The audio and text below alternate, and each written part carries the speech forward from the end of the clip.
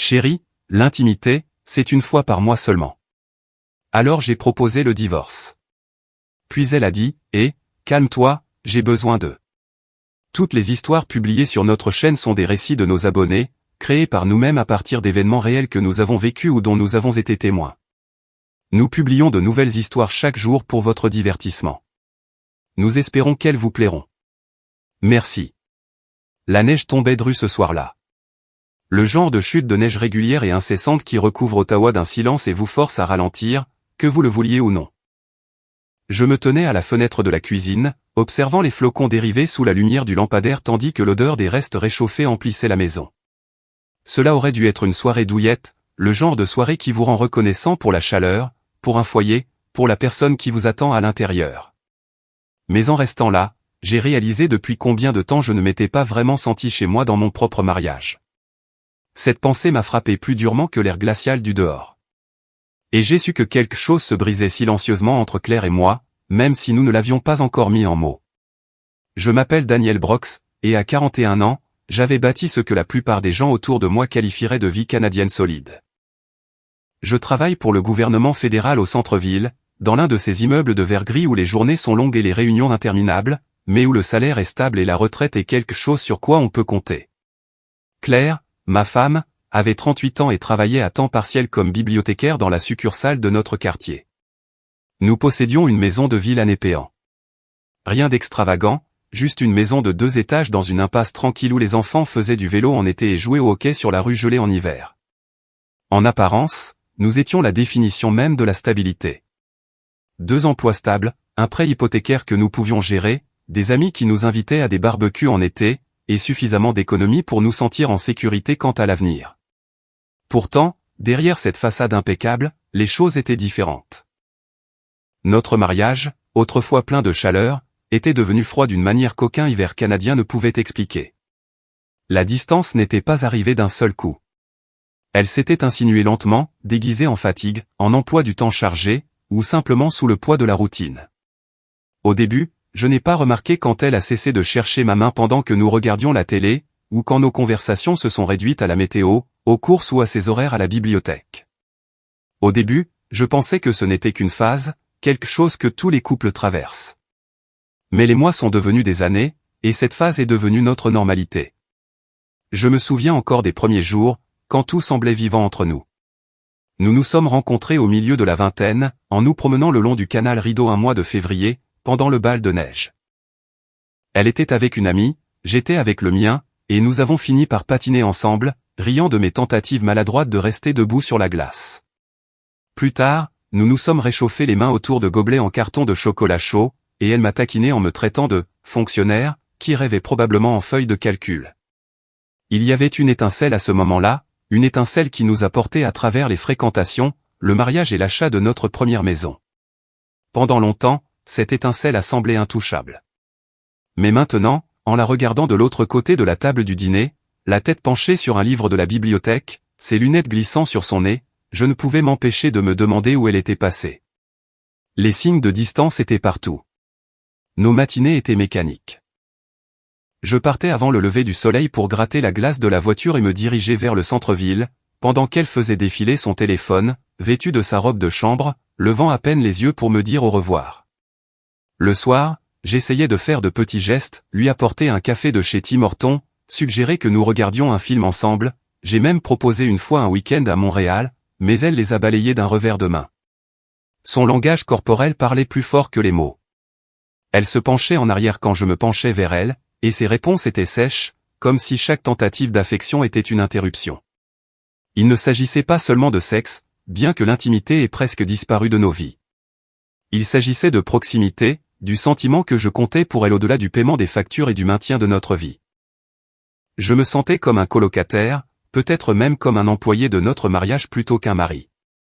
Et bien que je ne l'ai jamais dit à personne, ni à mes amis, ni à mes collègues, je portais cette frustration comme un poids secret. Les Canadiens sont polis par nature, et je jouais mon rôle. Au travail, je souriais, je plaisantais sur la météo, je participais même aux poules de hockey du bureau. Avec mes amis, je riais, je buvais de la bière et j'évitais complètement le sujet de mon mariage. Mais à l'intérieur, je me vidais. Ce soir de janvier, après le dîner, je me suis assis en face d'elle à table. Elle était entourée de piles de livres retournés de sa bibliothèque, les feuilletant distraitement. J'ai posé un café double-double devant elle, ma petite tentative de connexion. Tiens, ai-je dit, en essayant de paraître léger. Merci, marmonna-t-elle sans lever les yeux. Le silence s'étira entre nous, plus épais que la neige dehors. J'ai siroté mon café et étudié son visage, cherchant la femme dont j'étais tombé amoureux. Celle qui riait de mes mauvaises blagues, qui m'avait un jour serré dans ses bras comme si j'étais la chose la plus importante au monde. Mais elle était enfouie quelque part sous la fatigue, le désintérêt, ou quelque chose de pire que je ne pouvais nommer. Cette nuit-là, au lit, allongé éveillé à côté d'elle, je fixais le plafond tandis que le radiateur cliquetait dans le coin. Elle était allongée sur le côté, le dos tourné vers moi, sa respiration régulière, comme si elle était dans un monde auquel je ne pouvais plus accéder. J'ai pensé à nos années ensemble, à l'argent que nous avions économisé, aux souvenirs que nous avions créés, aux projets que nous avions autrefois partagés. Et pourtant, tout ce que je ressentais, c'était de la distance. Je voulais tendre la main vers elle, la rapprocher, sentir une trace de l'intimité qui venait autrefois si facilement. Mais ma main est restée immobile. Le rejet que j'anticipais ne valait pas la peine d'essayer. Et c'est à ce moment-là que j'ai réalisé que quelque chose devait changer. Je ne pouvais pas vivre le reste de ma vie comme un fantôme dans mon propre mariage. Je ne savais pas encore ce que je ferais. Mais je sentais qu'une confrontation approchait. Des mots seraient bientôt prononcés. Des mots qui nous forceraient tous les deux à affronter la vérité qu'aucun de nous ne voulait admettre. Je ne savais pas à quel point ces mots seraient durs ou à quel point ils couperaient profondément, mais je savais qu'ils étaient à l'horizon, en attente. Quand on vit au Canada, on s'habitue au rythme des saisons.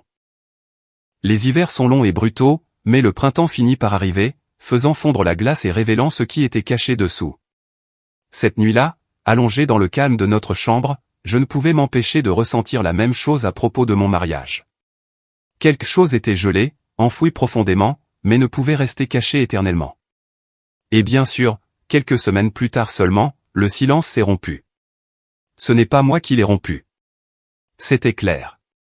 Elle m'a regardé dans les yeux un soir, la voix calme, presque désinvolte, et a prononcé les mots qui allaient bouleverser mon monde. Chérie, l'intimité, c'est une fois par mois seulement. Le soir où Claire a prononcé ces mots, la maison semblait plus petite que jamais. Nous étions assis dans le salon, la télévision vacillant en arrière-plan avec le son en sourdine. Une rediffusion de Hockey Night in Canada comblait le silence. Dehors, la neige s'accumulait plus haut contre les fenêtres, étouffant le monde extérieur. C'était un de ces moments où le temps semble ralentir, chaque détail plus net, le bourdonnement du radiateur, le léger craquement de la maison qui se tasse, même la façon dont ses mains étaient soigneusement jointes sur ses genoux, comme si elle avait répété ce qu'elle s'apprêtait à dire. Elle ne m'a pas regardé quand elle l'a dit. Ses yeux étaient fixés sur le sol, sa voix basse, mais ferme. Chérie, l'intimité, c'est une fois par mois seulement. Pendant une seconde, j'ai cru avoir mal entendu. J'ai cligné des yeux, attendant qu'elle esquisse un sourire, qu'elle dise qu'elle plaisantait, que c'était une mauvaise tentative d'humour. Mais le silence qui a suivi m'a dit qu'elle pensait chaque mot. Ma poitrine s'est serrée, et j'ai senti la chaleur monter à mon visage. Ce n'était pas seulement la phrase elle-même. C'était le caractère définitif de son ton, la façon dont cela sonnait moins comme une demande que comme un décret. J'ai essayé d'en rire au début. Allons, Claire, ai-je dit, forçant un petit rire. Ce n'est pas drôle. Elle m'a finalement regardé alors, son expression plate, presque froide. Je suis sérieuse, Daniel. Une fois par mois, c'est assez pour moi. Plus que ça, je n'en veux tout simplement pas, ces mots ont atterri plus lourdement que n'importe quelle tempête d'hiver. Je me suis adossé, abasourdi, ma tasse de café tremblant légèrement dans ma main. 13 ans de mariage, et voilà où nous en étions arrivés. Une négociation dépouillée d'affection, réduite à des chiffres sur un calendrier. J'ai dégluti difficilement, essayant de stabiliser ma voix. Est-ce que tu t'entends? Une fois par mois, ce n'est pas un mariage, Claire. Ce n'est rien. Ses lèvres se sont pincées en une ligne fine. C'est ce que je peux donner. Je ne ressens plus les choses comme avant, et tu dois l'accepter. Au moins, je suis honnête. Honnête. Le mot a coupé plus profondément que le silence ne l'avait jamais fait. Je l'ai regardé, vraiment regardé, et je n'ai vu aucune trace de la femme qui m'avait un jour tenu la main sur le canal rideau, riant jusqu'à ce que ses joues soient rouges de froid. Tout ce que je voyais, c'était de la distance. Quelqu'un qui avait déjà fermé la porte entre nous il y a longtemps et qui était maintenant en train de la verrouiller. Pendant plusieurs minutes, nous n'avons pas parlé. La télé continuait, la voix du commentateur montant avec excitation alors qu'un but était marqué. Mais dans notre salon, il n'y avait ni acclamation, ni célébration, juste un homme réalisant que son mariage n'était plus un partenariat, mais une transaction. Finalement, je me suis penché en avant, ma voix calme, presque trop calme pour la tempête qui faisait rage en moi. Si c'est ce que tu ressens, alors peut-être que nous devons parler de divorce. Sa tête s'est relevée d'un coup, ses yeux s'écarquillant. Quoi? Le divorce? Daniel, ne réagis pas de manière excessive. J'ai secoué la tête lentement. Réagir de manière excessive? Claire, tu viens de me dire que tu veux rationner l'intimité comme si c'était un abonnement mensuel. Ce n'est pas un mariage. C'est survivre sous le même toit. Elle s'est agitée sur son siège, ses mains se crispant sur ses genoux. Pour la première fois ce soir-là, son sang-froid s'est fissuré, et j'ai vu la panique vaciller sur son visage. Calme-toi. J'ai vraiment besoin de toi pour les autres choses. Je l'ai dévisagée, essayant de comprendre ce qu'elle voulait dire. Les autres choses, ai-je demandé, la voix sèche. Oui, dit-elle rapidement, presque suppliante. Les factures, la maison, la stabilité, tu sais, tout le reste. Daniel, tu es bon pour tout ça. Tu maintiens les choses stables. Tu t'assures que nous allons bien financièrement. Tu t'occupes de tout. Je ne peux pas perdre ça. Ces paroles m'ont frappé plus fort que sa déclaration précédente. À cet instant, tout est devenu limpide. Je n'étais plus son partenaire, pas son mari de la manière qui comptait. J'étais son filet de sécurité, son pourvoyeur, son bouclier contre les dures réalités de la vie au Canada, où les factures s'accumulent et les hypothèques étouffent. Elle me voulait pour le confort que j'apportais, pas pour l'amour que nous avions autrefois partagé. Le silence qui a suivi s'est prolongé, lourd et suffocant. Mon esprit a parcouru chaque moment de notre mariage. Notre mariage à Toronto, notre déménagement à Népéan, les innombrables petits moments où je pensais que nous construisions quelque chose de réel. Maintenant, tout semblait creux, comme si j'avais construit une maison sur de la glace, et que le dégel était enfin arrivé. Je me suis adossé contre le canapé, les yeux fixés sur elle. Alors c'est ça. Tu veux que je sois ton pourvoyeur, ton colocataire avec des avantages une fois par mois, et c'est suffisant pour toi. Ses yeux se sont remplis de frustration. Ne déforme pas mes mots. Je dis que j'ai besoin de toi. N'est-ce pas ça qui compte? Ne vaut-il pas mieux avoir la stabilité que de tout jeter par-dessus bord pour ça? La stabilité sans amour n'est pas la stabilité, ai-je dit doucement. C'est une prison. Pendant un long moment, aucun de nous n'a parlé. Je pouvais entendre le léger sifflement du vent dehors, la neige tapotant contre la fenêtre, comme si tout le pays s'était tu juste pour assister à notre conversation. J'ai pensé aux innombrables couples canadiens que je connaissais, amis, voisins, collègues, tous menant des batailles silencieuses à huis clos, souriant poliment en public pendant que nos vies privées s'effondraient. Mais ce n'était pas juste une mauvaise passe. C'était la fin de quelque chose, qu'elle l'admette ou non. Je me suis levé lentement, mon corps lourd du poids des années de compromis.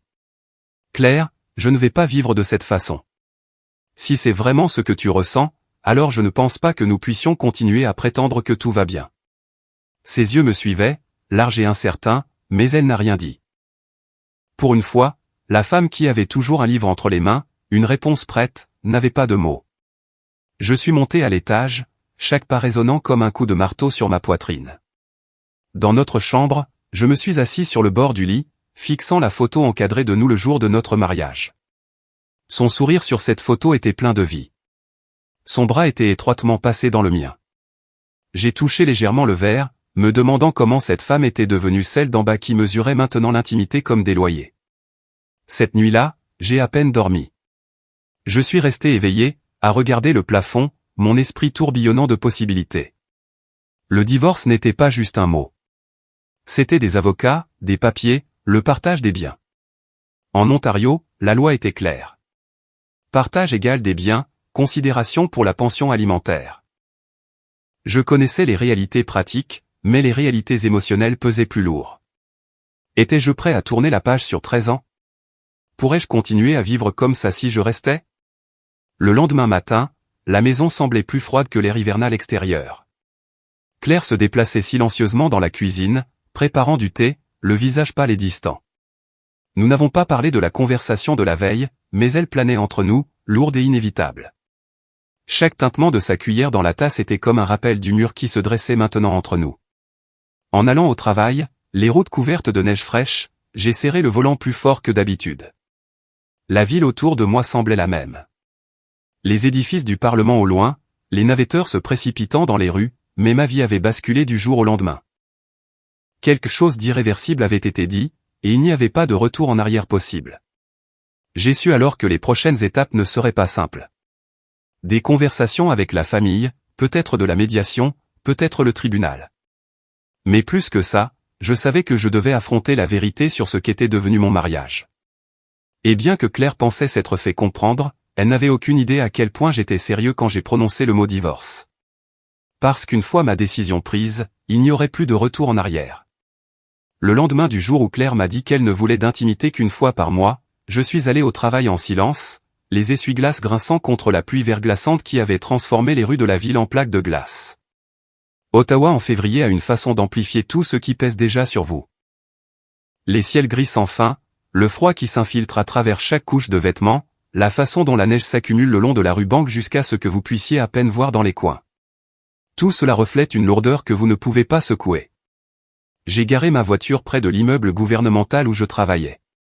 Je suis resté assis un moment, le moteur tournant, et j'ai réalisé que je n'étais plus l'homme que j'avais été. Je fonctionnais en pilote automatique, accomplissant les gestes du travail, du mariage, de la vie. Tandis qu'à l'intérieur, j'étais vide.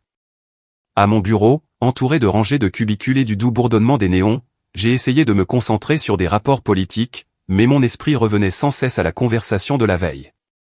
Ces mots résonnaient. Une fois par mois, c'est assez pour moi. J'ai vraiment besoin de toi pour les autres choses. Chaque fois que je les rejouais, il semblait plus froid, plus tranchant, comme si elle avait réduit 13 ans de mariage à une facture de service public. J'ai pensé à toutes les nuits où j'étais resté tard au bureau pour obtenir des promotions, aux week-ends que j'avais passés à réparer des choses dans la maison, aux sacrifices que j'avais faits pour que nous puissions vivre sans souci. Tout cela était-il invisible? Ou pire, était-ce la seule chose qu'elle appréciait? À midi, j'ai quitté le bâtiment pour une promenade dans le marché Baille, resserrant mon manteau contre le vent. Les gens s'affairaient entre les boutiques, prenant une poutine, achetant du pain frais, continuant leur journée. Des couples se promenaient main dans la main, leur rire perçant l'air glacial. Et je ne pouvais m'empêcher de me sentir comme si je regardais un monde auquel je n'appartenais plus. Je n'étais plus l'homme marchant fièrement avec sa femme. J'étais l'homme vivant dans une maison silencieuse, son mariage réduit à des devoirs et des obligations, sa valeur mesurée en chèques de paie et en versements hypothécaires. Cet après-midi-là, j'ai pris une décision. Le divorce n'était plus seulement une pensée. C'était la seule voie à suivre.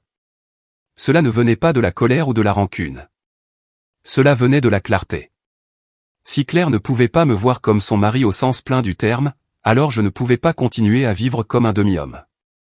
Les Canadiens sont connus pour être polis, pour éviter la confrontation, pour ravaler leurs mots plutôt que de commencer des disputes. Mais parfois, la politesse devient un poison. Et j'ai réalisé que je m'empoisonnais depuis des années, gardant le silence pendant qu'elle s'éloignait de plus en plus. Ce soir-là, je savais que je parlerais enfin. Quand je suis rentré à la maison, une légère odeur de soupe flottait. Claire était dans la cuisine, remuant une marmite sur la cuisinière, les cheveux attachés lâchement. Elle a levé les yeux quand je suis entré, m'a fait un petit sourire et a demandé « Comment s'est passée ta journée ?» J'ai accroché mon manteau, enlevé mes bottes et répondu avec un haussement d'épaule. Chargé. Nous avons mangé en silence à la table de la salle à manger, le tintement des cuillères contre les bols étant le seul son entre nous. J'ai étudié son visage, la façon calme dont elle sirotait sa soupe, et j'ai réalisé à quel point nous étions devenus différents. Elle n'était pas cruelle, pas de manière évidente. Elle n'était pas le genre de femme qui crie, insulte ou trahit en public. Sa cruauté était silencieuse, subtile, cachée sous la civilité. C'était dans la façon dont elle refusait l'affection, la façon dont elle rationnait l'intimité, la façon dont elle parlait de moi comme si j'étais un pilier soutenant sa vie plutôt qu'un homme qu'elle aimait. Quand nous avons fini de manger, je me suis raclé la gorge. Claire, nous devons parler. Elle m'a regardé avec lassitude, comme si elle sentait ce qui allait arriver. À propos de la nuit dernière. Oui, à propos de tout. J'ai posé ma cuillère et me suis penché en avant. J'ai réfléchi à ce que tu as dit. Sur le fait qu'une fois par mois te suffit, sur le fait que tu as besoin de moi pour la stabilité, pour les autres choses. Et je ne peux pas accepter ça. Pour moi, ce n'est pas un mariage. Ses lèvres se sont serrées. Daniel, j'étais juste honnête. L'honnêteté n'est-elle pas meilleure que de faire semblant? L'honnêteté est une bonne chose, dis-je d'un ton égal. Mais ce que tu me demandes d'accepter n'est pas de l'honnêteté. C'est une mort lente. Tu dis que tu ne me veux pas comme mari. Pas vraiment. Tu me veux comme pourvoyeur, comme filet de sécurité. Ce n'est pas assez pour moi. Je veux plus qu'être utile. Je veux être désiré. Son visage a rougi. Tu réagis de manière excessive. Les couples changent. Les gens changent. Veux-tu vraiment jeter tout ce que nous avons construit parce que je ne veux pas autant d'intimité que toi? J'ai secoué la tête lentement. Il ne s'agit pas seulement d'intimité. Il s'agit de connexion. Sans elle, rien ne nous lie à part les factures. Et je refuse de vivre comme ça. Elle m'a regardé, sa cuillère figée dans sa main. Qu'est-ce que tu es en train de dire? J'ai pris une profonde inspiration. Je dis qu'il est peut-être temps que nous divorcions. Le mot a flotté dans l'air comme un coup de tonnerre. Divorce. C'était la première fois que je le disais à voix haute, et une fois prononcé, il ne pouvait être retiré. Ses yeux se sont écarquillés, sa main tremblant légèrement. Daniel, non. Tu ne le penses pas? Si, je le pense, dis-je doucement. Je ne peux pas continuer comme ça. Ce n'est juste pour aucun de nous deux. Tu ne me veux pas de la manière dont j'ai besoin d'être désiré. Et je ne peux pas être seulement ton pourvoyeur. Nous méritons tous les deux mieux que cette mascarade. Pendant un moment, elle a eu l'air de pouvoir pleurer. Mais ensuite, son expression s'est durcie. Tu ne peux pas simplement décider ça sur un coup de tête. Le divorce n'est pas simple. Sais-tu ce que ça signifierait? Partager les biens, les avocats. La maison. Je sais exactement ce que ça signifie, l'interrompis-je, ma voix plus ferme que je ne l'avais prévu. En Ontario, le partage des biens est égal. La maison, les économies. Nous partagerons tout. Si tu veux une pension alimentaire, nous passerons par la médiation. J'ai déjà tout réfléchi. Je ne prends pas cette décision par colère. Je la prends parce que je ne peux pas continuer à vivre un mensonge. Sa mâchoire s'est crispée. Alors, tu me jetterais vraiment après tout ce que je t'ai donné. J'ai laissé échapper un rire amer. Qu'est-ce que tu m'as donné dernièrement, Claire? Le silence, la distance. Une nuit par mois si j'ai de la chance. Tu ne me regardes même plus comme avant. Et tu me demandes d'accepter ça pour toujours? Non, je ne le ferai pas. La pièce est retombée dans le silence, plus lourd cette fois. Elle a repoussé sa chaise, s'est levée et s'est dirigée vers l'évier, me tournant le dos. J'ai regardé ses épaules monter et descendre avec sa respiration. Et pendant une brève seconde, j'ai senti le poids des années que nous avions partagées peser sur moi. 13 ans de rire, de lutte, de projets, tout menant à ce moment où nous nous tenions de part et d'autre d'une cuisine, incapables de nous retrouver. Finalement, elle a parlé, sa voix tremblante. Tu le regretteras. Un jour, tu verras ce que tu perds. Je me suis levé aussi, ma chaise raclant contre le sol. Peut-être, mais je préfère regretter d'être parti que de regretter d'être resté dans une vie où je suis invisible. Je l'ai laissé là, debout, à regarder par la fenêtre la neige s'accumuler contre la vitre. En haut, je me suis assis sur le bord de notre lit, mon esprit tourbillonnant, mais aussi étrangement clair. J'avais franchi la ligne, et il n'y avait pas de retour en arrière. Le mot divorce avait été prononcé, et ce n'était plus une idée, mais une réalité qui s'avançait vers nous. Cette nuit-là, je suis resté éveillé à nouveau, mais cette fois, je ne fixais pas seulement le plafond. Je planifiais. J'ai pensé à l'avocat que je pourrais appeler, aux documents financiers dont j'aurais besoin, aux étapes que je devrais franchir. Ce n'était plus la colère qui me motivait. C'était la résolution. J'étais resté silencieux trop longtemps, mais maintenant je savais où je me situais. Et bien que Claire puisse croire que je reculerais, que je finirais par céder à sa version du mariage, elle était sur le point d'apprendre qu'une fois que j'avais décidé d'avancer, rien ne pouvait m'arrêter. Les jours qui ont suivi ma prononciation du mot au divorce se sont déroulés comme un long hiver canadien, calme, lourd, et rempli d'un silence qui pesait sur les murs de notre maison. Au début, Claire agissait comme si rien n'avait changé. Elle se déplaçait dans la maison avec un calme délibéré, préparant du thé le matin, feuilletant des livres de la bibliothèque le soir, me demandant si j'avais pensé à payer la facture d'hydro ou si j'avais besoin qu'elle aille chercher plus de provisions chez Loblaw. Mais sous son calme de surface, il y avait une tension dans ses yeux, une lueur constante d'inquiétude, comme si elle attendait que je dise que j'avais changé d'avis. Elle ne comprenait pas encore que je ne bluffais pas. Le troisième soir, elle a finalement rompu le silence. Nous étions assis dans le salon, la neige tapotant contre les fenêtres tandis que le radiateur électrique bourdonnait. Je parcourais mes emails sur mon téléphone, à moitié distrait, quand elle a dit doucement « Daniel, tu ne veux pas vraiment ça. Tu es juste contrarié. Nous pouvons arranger les choses. » J'ai posé mon téléphone et les regardé. Les arranger comment, Claire? En faisant semblant? En vivant selon tes conditions pendant que je continue de tout payer et de recevoir des miettes en retour? Son visage s'est crispé. Ce ne sont pas des miettes. Je te l'ai dit. Je ne peux juste pas te donner ce que tu veux tout le temps. Mais est-ce que ça veut dire que nous devons tout jeter? J'ai secoué la tête lentement. Il ne s'agit pas de tout le temps. Il s'agit de se sentir comme un mari au lieu d'un chèque de paie. C'est ce que tu ne sembles pas comprendre. Ses yeux se sont remplis de larmes et pour la première fois depuis longtemps, elle a semblé vulnérable. Elle s'est penchée en avant, sa voix tremblante. J'ai besoin de toi, Daniel. Tu ne peux pas simplement partir. Et la maison?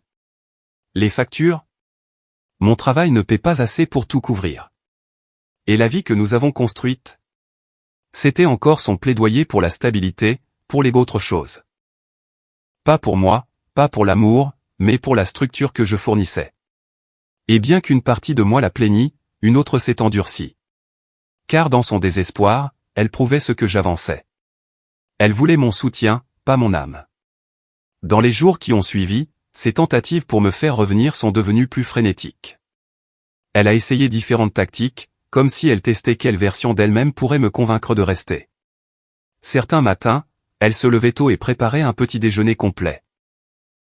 Bacon, toast, même le café déjà versé dans ma tasse de voyage. Elle n'avait pas fait ça depuis des années. Elle souriait vivement, me posant des questions sur ma journée, prétendant que nous étions encore le couple que nous avions été. D'autres jours, elle passait à l'extrême opposé, une colère froide, me reprochant d'avoir laissé de la vaisselle dans l'évier, d'avoir mal plié le linge, d'avoir oublié de déneiger l'allée avant qu'elle ne parte au travail. C'était comme si elle ne pouvait pas décider si elle devait m'attirer avec de la chaleur ou me faire culpabiliser avec des reproches. Mais peu importe la tactique qu'elle utilisait, ma résolution ne faiblissait pas. J'avais goûté à la clarté de ce dont j'avais besoin, et je ne pouvais plus l'ignorer. Un samedi, environ une semaine après la conversation, nous nous sommes assis à la table de la cuisine, la neige tombant régulièrement dehors. Claire avait un bloc-notes devant elle, griffonné de chiffres et de dépenses. Elle m'a regardé avec des yeux suppliants. Soyons rationnels. Si nous divorçons, sais-tu à quel point ce sera compliqué? Nous devrons vendre la maison, tout partager. Je ne peux pas me permettre un endroit comme celui-ci avec mon salaire. Veux-tu vraiment que nous recommencions tous les deux à zéro? Je me suis adossé sur ma chaise, les bras croisés. Parfois, recommencer à zéro vaut mieux que de rester coincé. Sa voix s'est élevée, plus sèche maintenant. Et moi alors? Qu'est-ce qu'il m'arrive si tu pars? Je ne peux pas faire ça seul, Daniel. Je n'ai pas ton salaire, tes avantages sociaux, ta retraite. J'ai besoin de toi. N'est-ce pas suffisant pour que tu reconsidères? Ces mots résonnaient dans mon esprit. J'ai besoin de toi. Mais la vérité était qu'elle n'avait pas besoin de moi. Elle avait besoin de ce que je fournissais, de ce que mon travail et ma discipline avaient construit. Elle avait besoin de la structure, pas de l'homme.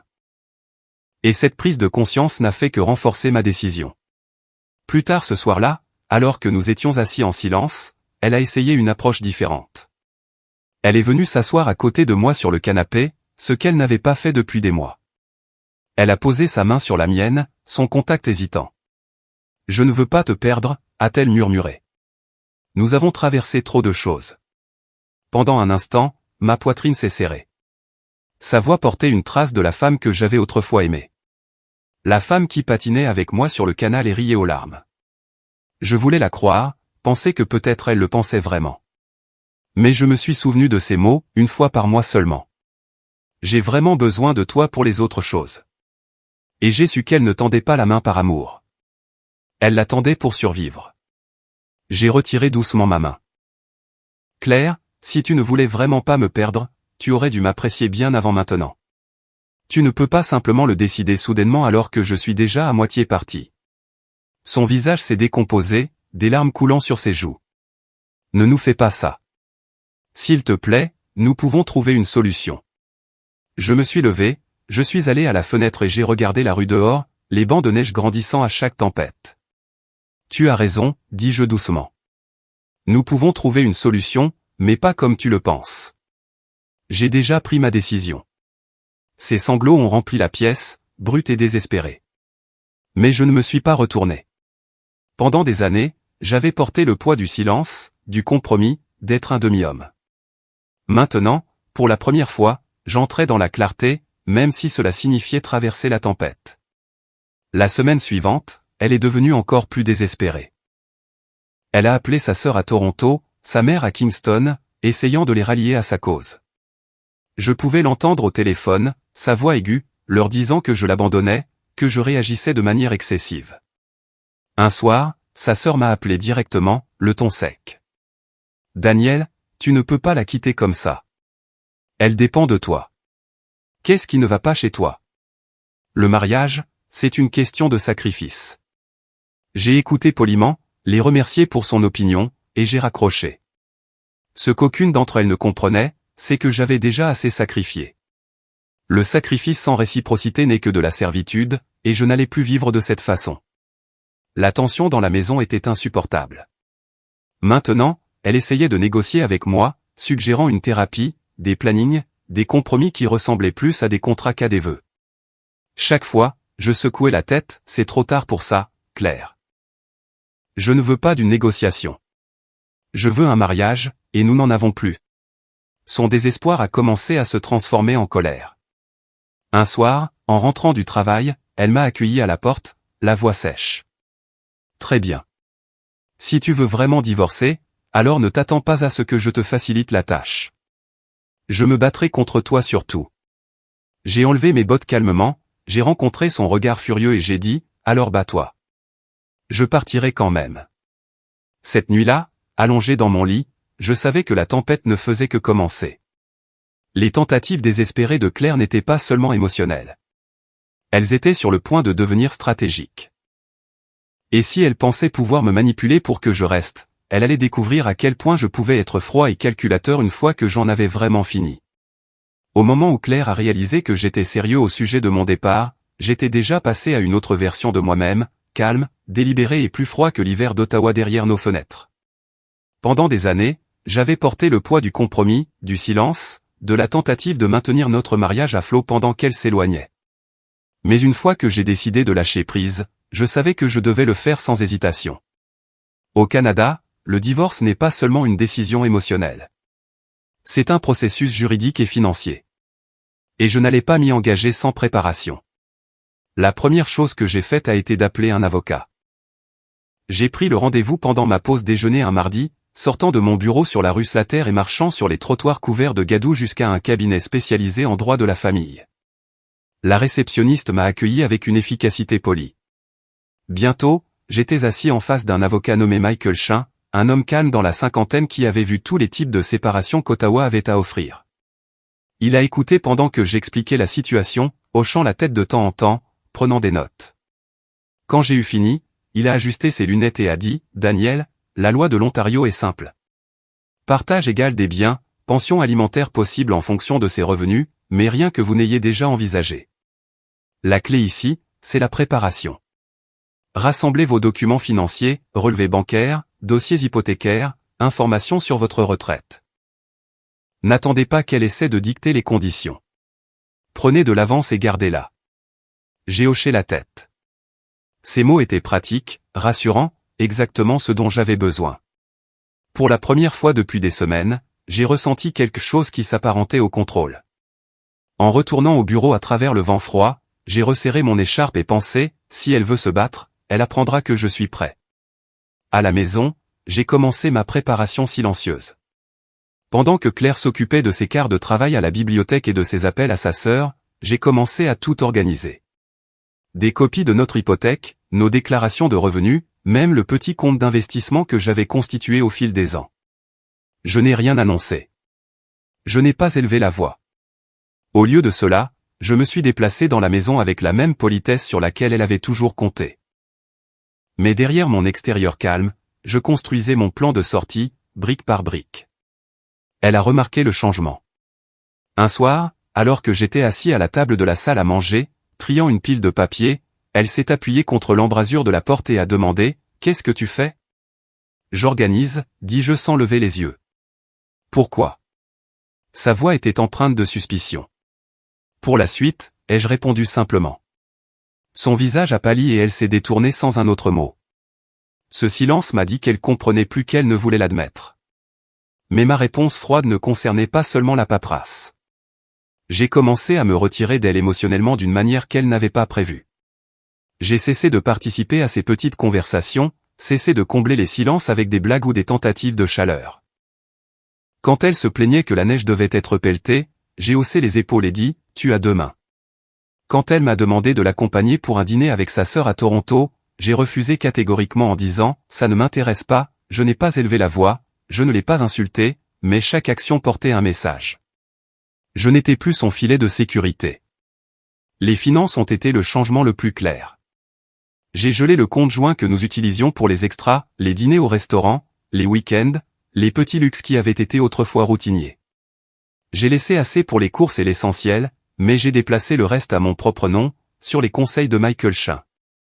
Quand elle a essayé d'utiliser sa carte de débit chez Farm Boy et qu'elle a été refusée, elle est rentrée furieuse.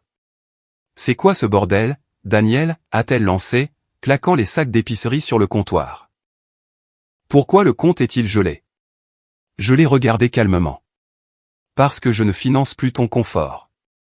La nourriture et l'essentiel sont couverts. Tout le reste est à ta charge. » Sa mâchoire est tombée. « Tu ne peux pas faire ça comme ça. C'est déjà fait. » Ses yeux se sont remplis de larmes, mais je n'ai pas bronché. Pendant des années, j'avais été son pourvoyeur fiable, l'homme qui résolvait chaque problème financier avant même qu'elle ne s'en aperçoive. Maintenant, elle voyait l'autre côté de moi, l'homme qui pouvait tout reprendre d'une seule décision. Elle a essayé différentes tactiques pour briser ma froideur. Certains soirs, elle suppliait, la voix tremblante, disant qu'elle ne savait pas comment elle survivrait sans moi. D'autres soirs, elle se déchaînait, m'accusant d'être cruelle, de trahir nos vœux. Mais j'ai refusé de m'engager. Quand elle pleurait, je restais assis en silence. Quand elle criait, je montais calmement à l'étage et fermais la porte. Plus elle devenait émotive, plus je devenais calme, jusqu'à ce que le déséquilibre entre nous soit indéniable. Un soir, elle m'a coincé dans la cuisine, la voix désespérée. « Pourquoi tu me fais ça? Tu ne te souviens pas de tout ce que nous avons partagé? Ça ne signifie rien pour toi. » J'ai posé mon verre d'eau et l'ai regardé droit dans les yeux. Ça signifie que je suis resté plus longtemps que je n'aurais dû. Ça signifie que je t'ai donné plus de chance que tu n'en méritais. Mais maintenant, ça ne signifie plus rien parce que tu en as fait rien. Et je ne porterai plus ça. Sa bouche s'est ouverte, mais aucun mot n'est sorti. Elle s'est détournée, les épaules secouées, et pour la première fois, je n'ai ressenti aucune envie de la réconforter. C'est là que j'ai réalisé à quel point j'avais changé. Mon amour pour elle n'était pas seulement endommagé. Il avait disparu, remplacé par quelque chose de plus froid, de plus dur, de plus tranchant. En public, je gardais mon sang-froid. Au travail, je me concentrais sur mes tâches, bien que mes collègues aient remarqué que j'étais plus silencieux que d'habitude. Lors d'une soirée au quai chez un ami, quand quelqu'un a demandé comment allait Claire, j'ai souri poliment et dit « Elle va bien », sans plus de détails. Je n'allais pas étaler ma vie privée devant les autres. Mais je n'allais plus la défendre non plus. Le silence que je portais maintenant n'était pas le silence de la faiblesse. C'était le silence d'un homme qui était déjà passé à autre chose dans son esprit. Alors que mars approchait et que la neige commençait à fondre, les fissures dans notre foyer se sont élargies. Claire a cessé d'essayer de cuisiner les dîners, a cessé de prétendre que tout était normal. Certains soirs, elle s'asseyait seule dans le salon, regardant fixement la télé. D'autres soirs, elle appelait sa sœur en larmes, sa voix traversant les murs alors qu'elle disait « Il part vraiment. Je ne sais pas quoi faire. » Mais à ce moment-là, ma décision était inébranlable. J'avais déjà commencé à regarder des appartements au centre-ville, des endroits petits mais modernes où je pourrais repartir à zéro. Je m'imaginais me promenant dans le marché Bail le week-end, libre du poids d'un mariage sans amour, libre du silence suffocant de notre maison. Et pour la première fois depuis des années, j'ai ressenti une lueur d'anticipation. Pourtant, je savais que ce n'était pas la fin. Claire n'avait pas fini de se battre, et je pouvais le voir dans ses yeux chaque fois qu'elle me regardait. Le désespoir ne s'était pas encore éteint. Il se durcissait en autre chose. Elle n'allait pas simplement me laisser partir tranquillement.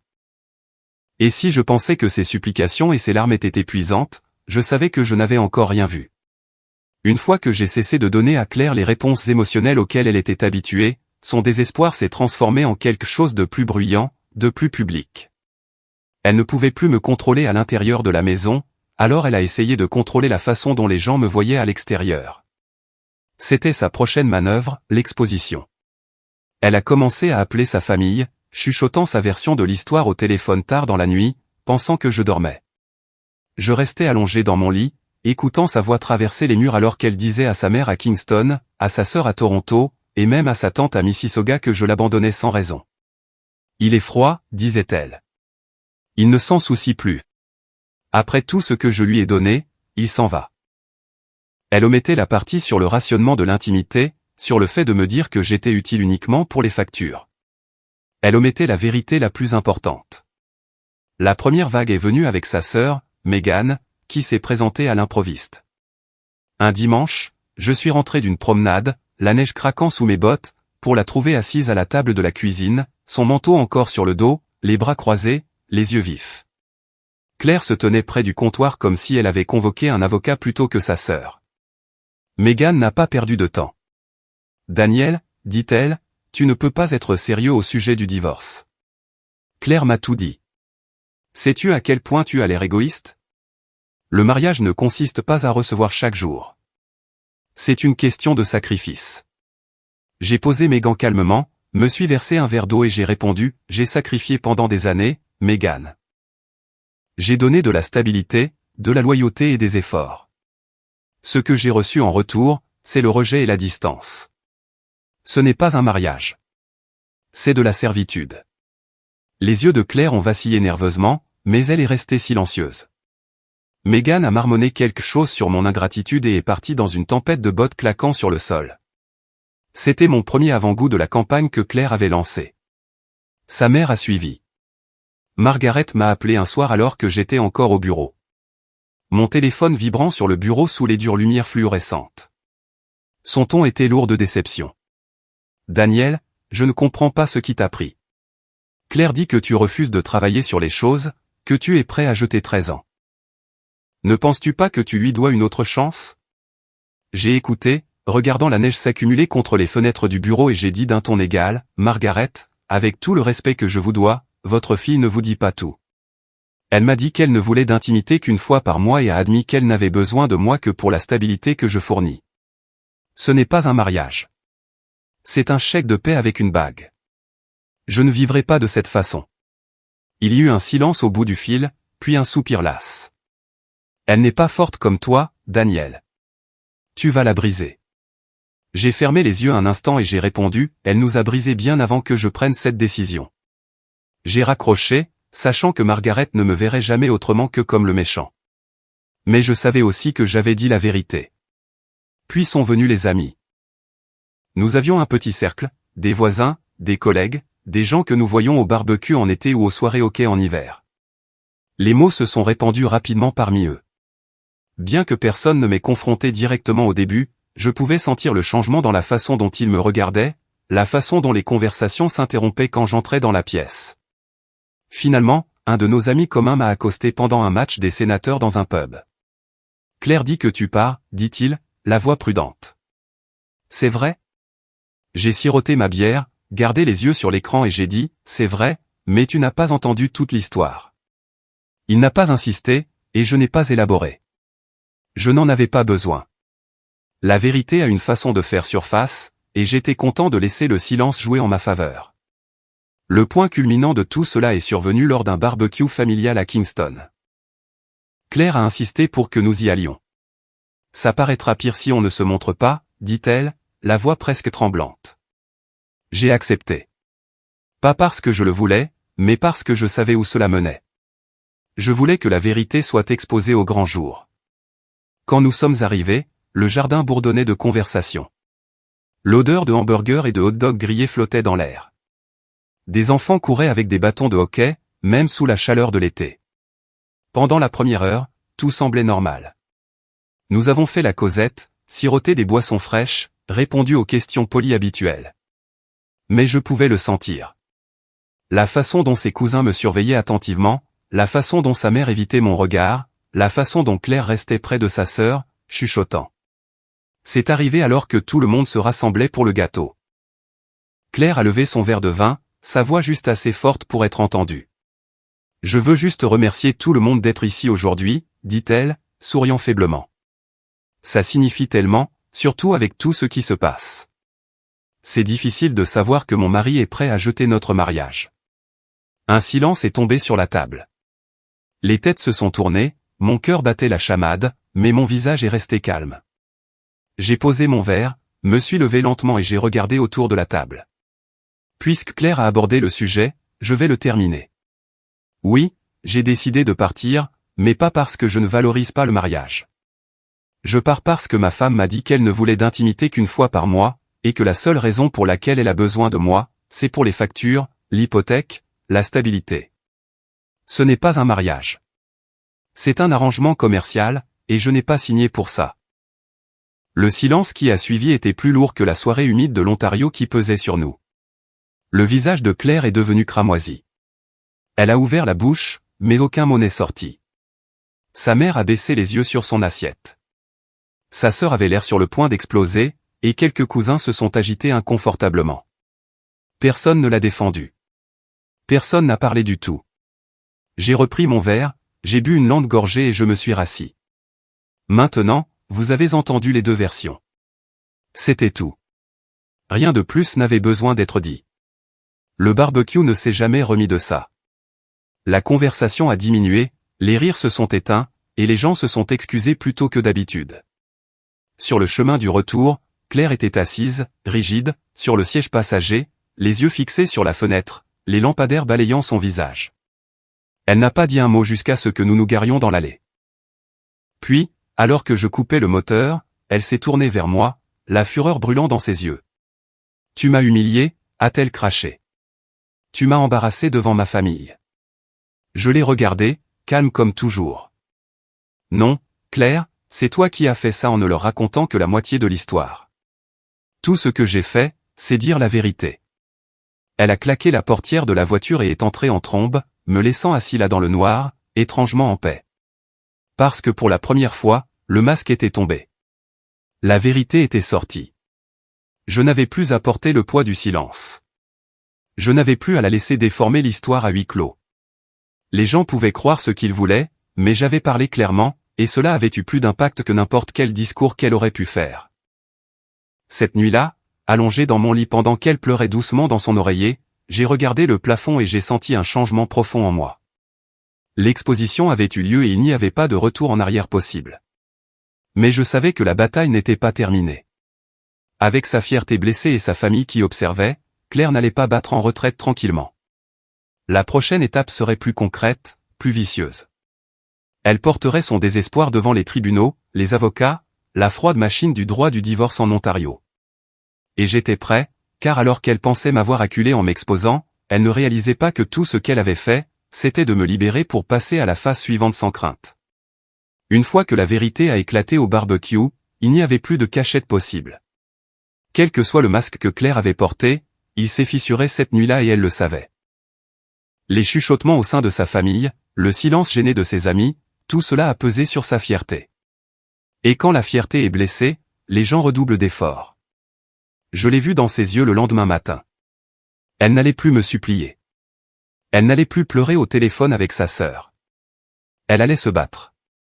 Et au Canada, lorsque les mariages s'effondrent, le champ de bataille passe rapidement des cuisines et des jardins aux salles d'audience et aux tables de médiation. Tout a commencé par une lettre. Une simple enveloppe blanche glissée sous ma porte un soir de fin mars, alors que j'étais encore assis à la table de la salle à manger, triant des documents. Je l'ai ouverte pour y trouver un avis formel. Claire avait engagé un avocat. Le nom au bas de la page était celui d'un avocat d'un cabinet du centre-ville d'Ottawa que je connaissais. C'était son coup.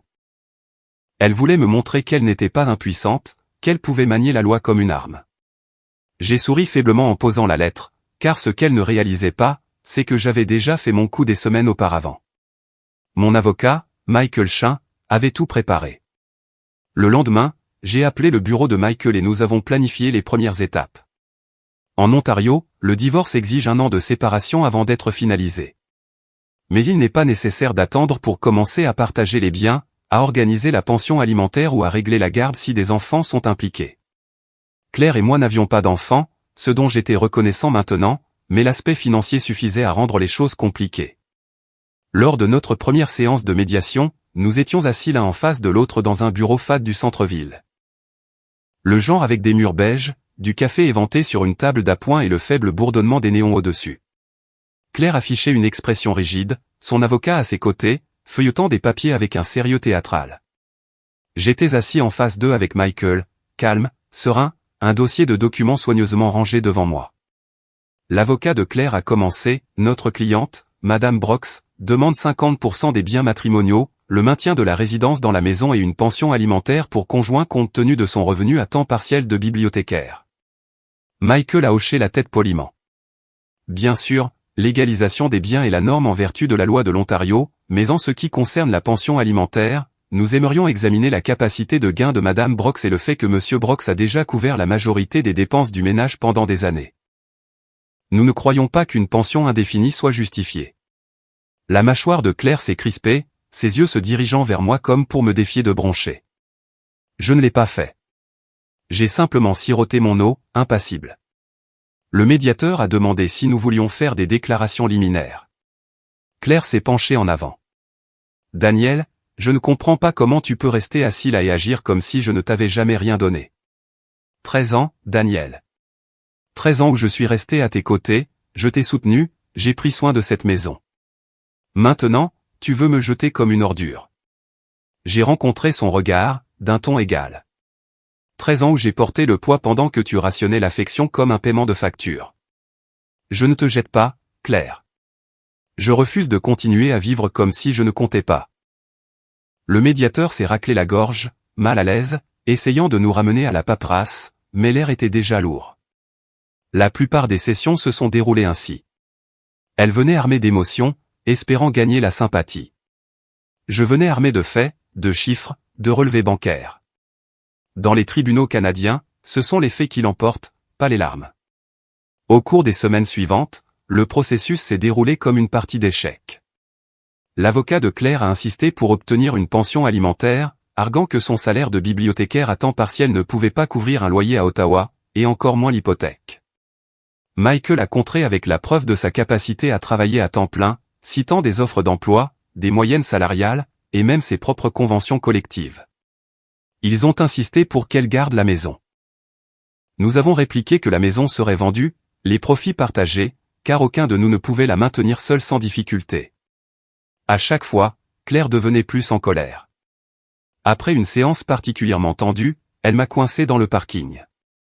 La neige avait commencé à fondre, des flaques se formant le long des trottoirs, la faible odeur de terre mouillée remplaçant le froid de l'hiver. « Tu vas vraiment le faire, n'est-ce pas ?» a-t-elle sifflé. « Tu vas me dépouiller de tout. » J'ai glissé mes clés dans ma poche et les regardé calmement. « Non, Claire. Je te donne exactement la moitié. C'est ce que dit la loi. Mais ce que tu voulais, que je reste ton pourvoyeur sans amour.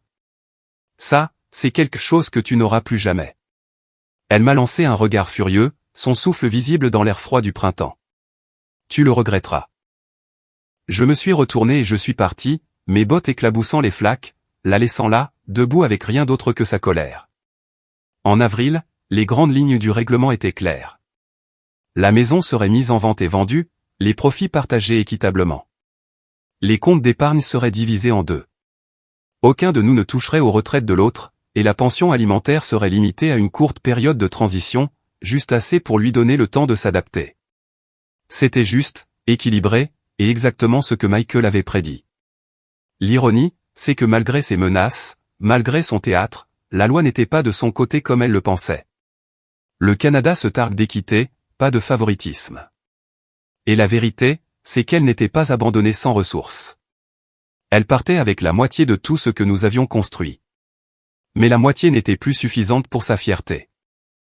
Elle avait voulu gagner, me punir de l'avoir exposée à ce barbecue, me faire saigner pour avoir osé partir. Et quand elle a réalisé qu'elle ne le pouvait pas, l'amertume dans ses yeux s'est approfondie.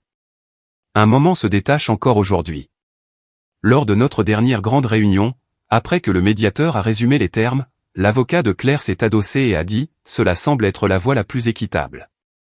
Claire est restée figée, le visage pâle, les yeux rivés sur la table. Lentement, elle a levé son regard vers moi, et pour la première fois, je n'ai vu ni colère, ni larmes, mais du vide.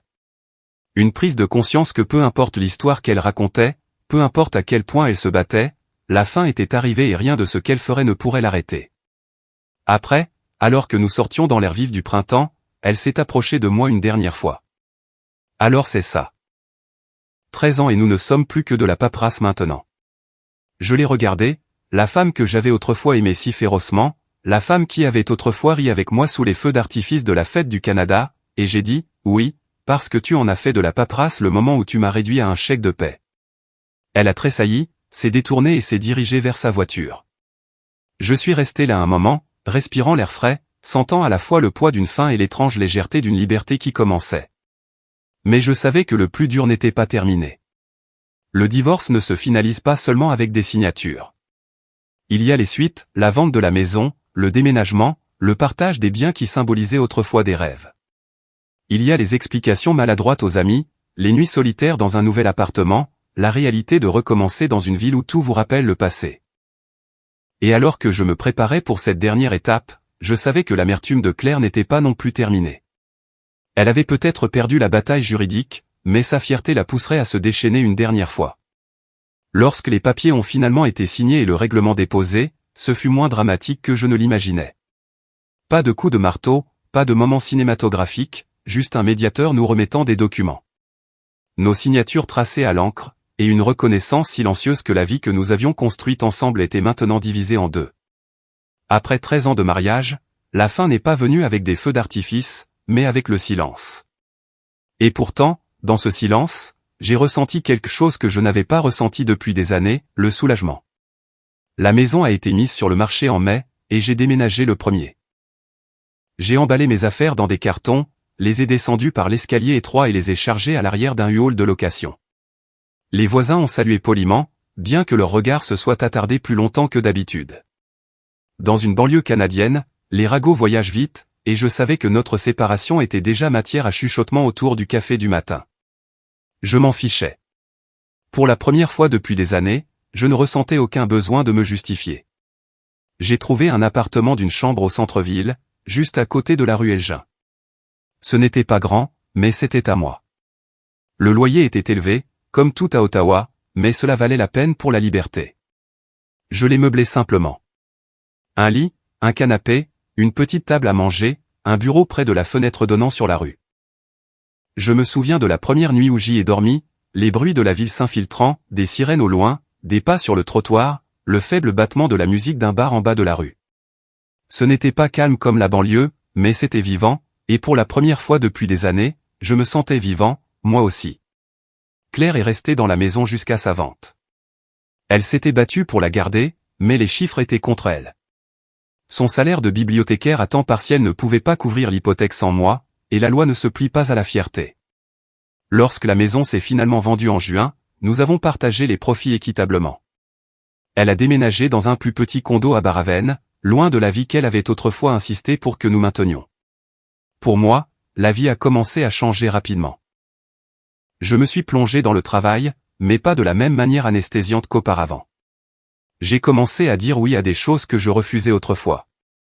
J'ai rejoint des collègues pour prendre un verre après le travail, j'ai assisté à des festivals d'été au centre-ville, j'ai même fait des week-ends à Montréal avec des amis. J'ai redécouvert des parties de moi que j'avais enfouies sous des années de compromis. Mon amour pour la musique, pour la randonnée dans le parc de la Gatineau, pour le simple fait de me promener dans le marché Baille sans autre but que de profiter de l'instant. Claire, pendant ce temps, luttait. J'entendais des bribes par des connaissances communes, de petits fragments qui me revenaient comme des échos. Elle était amère d'avoir vendu la maison, en colère contre la modeste pension alimentaire, pleine de ressentiment pour la froideur dont j'avais fait preuve. Mais sous la colère, il y avait autre chose, le regret. Elle avait pensé qu'en m'exposant à ses amis et à sa famille, elle me ferait honte et me ferait rester. Au lieu de cela, elle s'était exposée elle-même. Et maintenant, sans le filet de sécurité sur lequel elle comptait autrefois, elle se retrouvait face à une réalité à laquelle elle ne s'était pas préparée. Un soir de juillet, mon téléphone a vibré avec son nom. J'ai hésité à laisser sonner, mais j'ai répondu par curiosité. Sa voix était douce, presque brisée. « Daniel, pouvons-nous parler ?» Je me suis adossé sur mon canapé, regardant le coucher de soleil sur le centre-ville. « À propos de quoi ?»« De nous, dit-elle doucement. » J'ai réfléchi. Je n'ai pas réalisé ce que j'avais avant de le perdre. Tu étais tout, et je ne t'ai pas traité de cette façon. Pouvons-nous réessayer? J'ai fermé les yeux un instant, le poids de ces mots s'installant. Une partie de moi avait attendu des années pour l'entendre dire ça, mais une autre partie savait qu'il était trop tard. Claire, dis-je d'un ton égal, tu ne me manques pas. C'est la stabilité qui te manque. Ce que je t'ai donné te manque, mais tu ne me voulais pas quand tu m'avais. Et je ne peux pas redevenir invisible. Il y eut un silence au bout du fil, seulement brisé par un sanglot étouffé. Alors c'est tout. Oui, dis-je fermement. C'est tout. J'ai mis fin à l'appel, posé le téléphone et me suis senti plus léger que je ne l'avais été depuis des années. La vie a continué. À l'automne, je voyais quelqu'un de nouveau, une femme nommée Émilie, une enseignante du Glebe que j'ai rencontrée par des amis. Elle était gentille, chaleureuse, et surtout, elle m'appréciait. Elle riait de mes blagues, cherchait ma main en public et m'embrassait sans hésitation. Au début, cela me semblait étranger, presque surprenant d'être à nouveau désiré ouvertement. Mais lentement, je me suis permis de faire confiance. Avec elle, je n'étais pas un pourvoyeur ou un chèque de paie. J'étais simplement un homme, aimé pour qui j'étais. Claire l'a appris finalement. Ottawa n'est pas une grande ville en matière de ragots. Un ami d'un ami nous a vus dans un café et le lui a dit. Le lendemain, elle a rappelé, la voix tremblante de colère. Tu es déjà passé à autre chose, après tout ce que nous avons eu. Tu es avec quelqu'un d'autre? J'ai répondu calmement. Oui, je suis passé à autre chose. C'est ce que les gens font quand quelque chose se termine. Ils recommencent. Sa colère s'est rapidement transformée en chagrin. Ça aurait dû être moi, a-t-elle murmuré. C'était censé être moi. Mais ce n'était pas le cas. Elle avait fait son choix bien avant que je ne fasse le mien, et maintenant elle devait vivre avec. L'hiver qui a suivi a été long, comme le sont toujours les hivers au Canada, mais il ne m'a pas semblé lourd comme avant.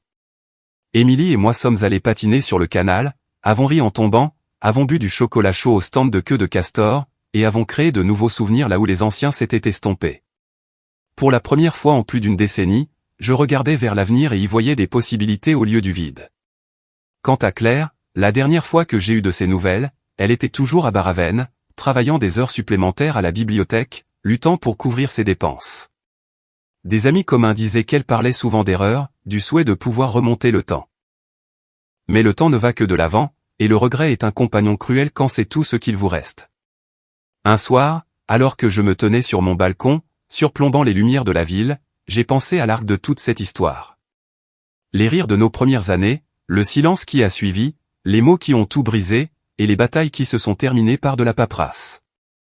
Je ne ressentais plus de colère, ni même d'amertume, juste une acceptation tranquille que certains chapitres se terminent pour que d'autres puissent commencer. Le regret de Claire lui appartenait, et ma liberté m'appartenait.